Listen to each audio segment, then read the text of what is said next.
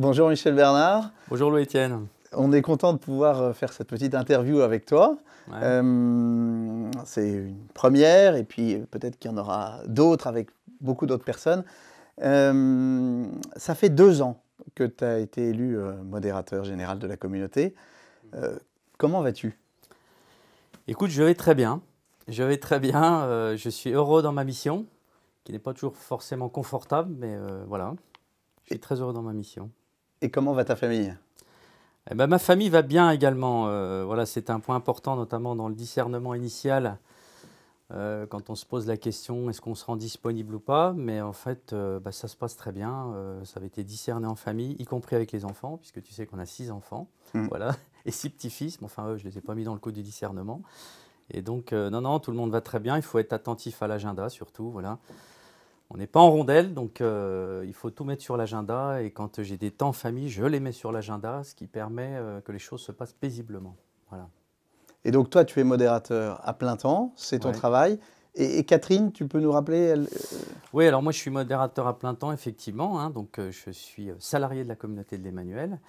Ça fait à peu près 6 ans que je suis salarié de l'Emmanuel. Avant, j'ai travaillé dans la grande distribution pendant 13 ans et puis après dans la logistique pendant 18 ans. Et Catherine, elle est responsable de l'aumônerie d'un hôpital, l'hôpital de Chinon, voilà, en Touraine. Et vous habitez? À l'île Bouchard, voilà. Bon, merci. Alors, première question, qu'est-ce que ça fait un modérateur concrètement? Comment il occupe sa semaine?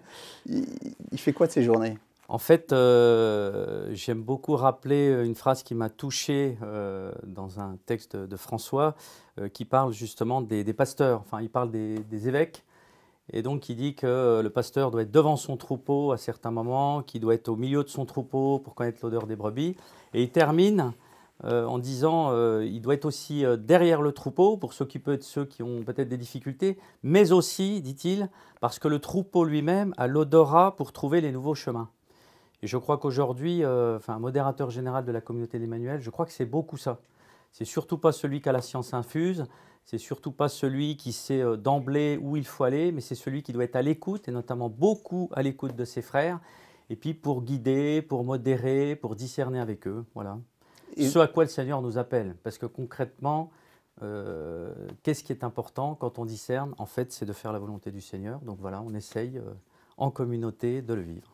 Et alors concrètement, c'est quoi? C'est des voyages, c'est des réunions, Oui, alors tu habites à l'île Bouchard Oui, je dirais qu'il y a plusieurs niveaux. Déjà, très rapidement, le gouvernement de la communauté d'Emmanuel, c'est un conseil international qui est élu, donc j'ai la responsabilité. C'est le conseil qui se réunit tous les mois. Tous les mois. Voilà, tous les mois. Après, il peut y avoir des questions spécifiques. Hein. Je suis en lien avec les membres du conseil. Après, il y a le conseil de la fraternité de Jésus, voilà, qui se réunit 3 fois, 4 fois par an et qui est responsable des retraites qu'on organise dans le cadre de la fraternité de Jésus.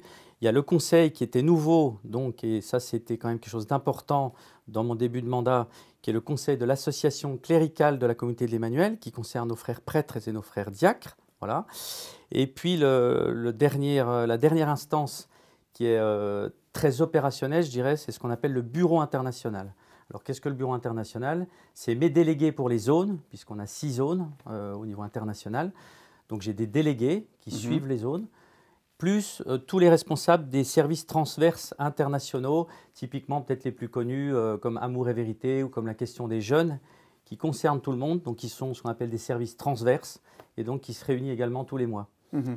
Voilà, donc ça c'est vraiment le gouvernement de la communauté. Et puis après, bien évidemment, il y a la relation avec nos pasteurs, avec les évêques, avec l'Église, avec nos dicastères, puisqu'on dépend d'abord et en premier lieu du dicaster laïque, famille et vie, du cardinal Farel, et également du dicaster, de la congrégation pour le clergé, avec le cardinal Stella. Voilà.